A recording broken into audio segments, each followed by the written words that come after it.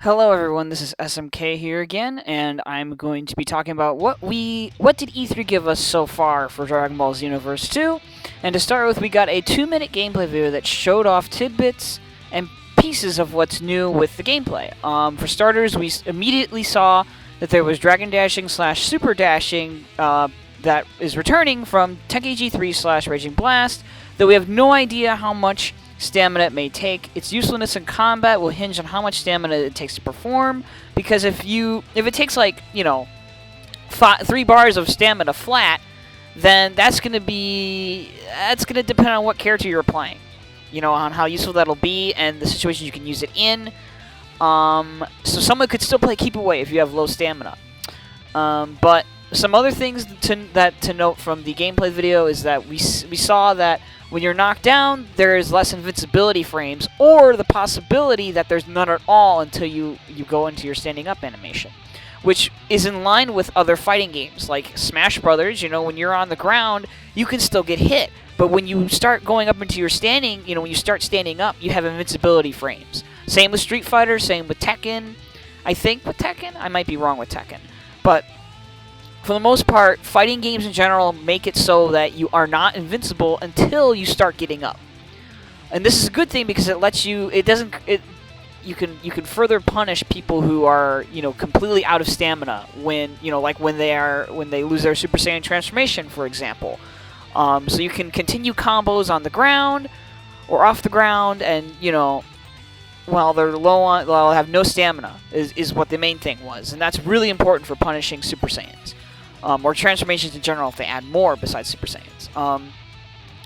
Now, another thing I noticed was that Turles and Future Gohan both perform the same yellow beam attack. I didn't see anybody else mention this in other videos, but this could either possibly just be a new skill that is sort of there to represent a full power energy beam, like in Tenkaichi and the Raging Blast games.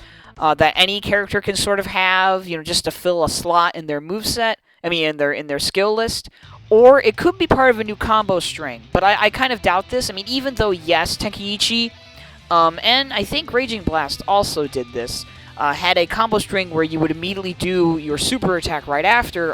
In Xenoverse 1, you could perform combos like this, manually. It wouldn't just be a button that you press right at the end of a certain combo string. So I'm thinking this is more just a new skill, because the way they got knocked away was similar to how it was in Xenoverse 1.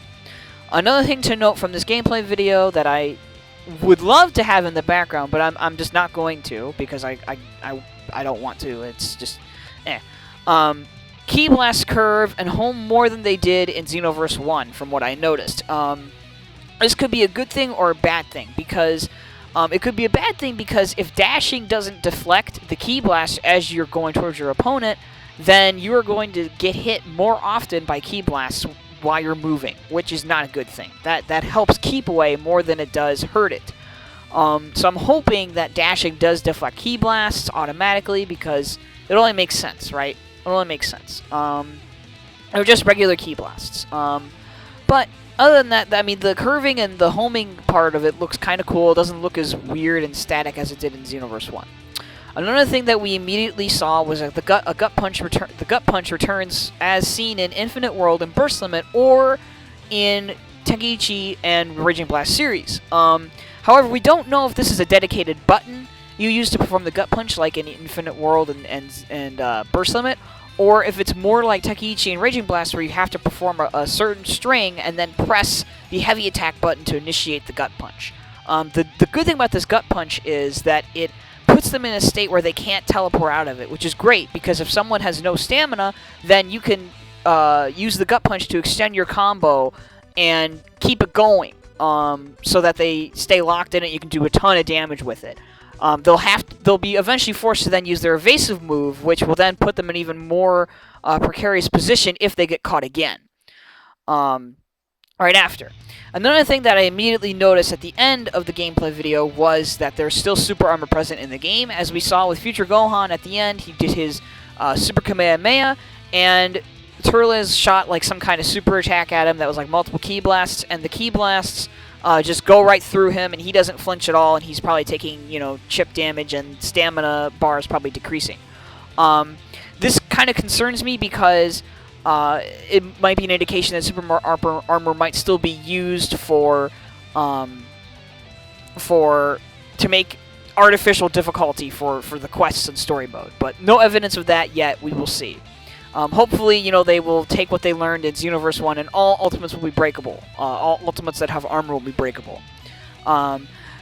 So now, actually, the more text-based information they talked about was that they confirmed local multiplayer will have more stages than just one, and that they're reworking some of the, I think, some of the old stages that they already have from the first game to work in this local multiplayer mode, which is great because local multiplayer was very half-baked, and that was because they shoved it in at the end there. And the reason why they're not doing split screen, I'm pretty sure, this is my own thoughts here, just quickly here, is because I think they want you to have the same experience that you have in single player, so that you don't wind up sacrificing they don't sacrifice the fidelity for split screen, or you don't lose that 60 frames per second, which is really important because as we saw in games like, say, Pokken Tournament, when you have that kind of thing on it where you have to affect the frame rate, it makes for a very jarring experience switching from the single player, you know, online versus to the local multiplayer. While it was fine for Takeichi and stuff like that, Takeichi, I don't know if anybody ever actually remembers, but it had a lot of frame rate drops at times in split screen. You know, so I would honestly prefer single screen as long as it, you know, works really well. You know, yeah, it's obviously way better. Alright, so then they also confirmed there's a training mode. This was in an interview with GameSpot. They officially confirmed that. It's a part of the training school. We don't know if the training school also includes mentors that you can find there. But hopefully this training mode is extensive, like it includes CPU settings, you can reset stuff, and shows numbers and whatnot. That's what I'm hoping for. The hub world is way bigger than the first game, but I'm not really going to go too deep into this. You can find the information on your own. Excuse me. Now, unfortunately, it sounds like super content is likely relegated to DLC. I'm not surprised by this because Super started broadcasting right when they apparently were in production with this game. So that means they had everything conceptualized. They had the content, what they wanted to do, with like what content they wanted to put in the game, and what the story mode was going to be about. So it seems like Super's probably going to be DLC. Any Super content. There might be maybe one or two Super things in there at launch, but I really doubt it. And then the story seems to blend the movies into the main timeline. We saw a screenshot with Cooler and Frieza, on the destroyed planet Namek, with the Time Patroller and Super Saiyan Goku there. That was pretty cool. I'm hoping that that'll be, you know, something like they'll actually, you know, have some fun moments with that, kind of stuff. Sounds awesome. And so that was pretty much it for the E3 stuff that we got. I doubt there's gonna be anything on the third day, which is June 16th. I believe that the next time we'll get news will probably be at some other thing, probably like Anime Expo or something like that. So I'm going to do more of what I was doing before with my videos. I just wanted to give, you know, this brief information and my very brief thoughts on all this stuff. It was kind of surprising we got this much news out of E3. But yeah, until next time, thanks for watching and have a good day.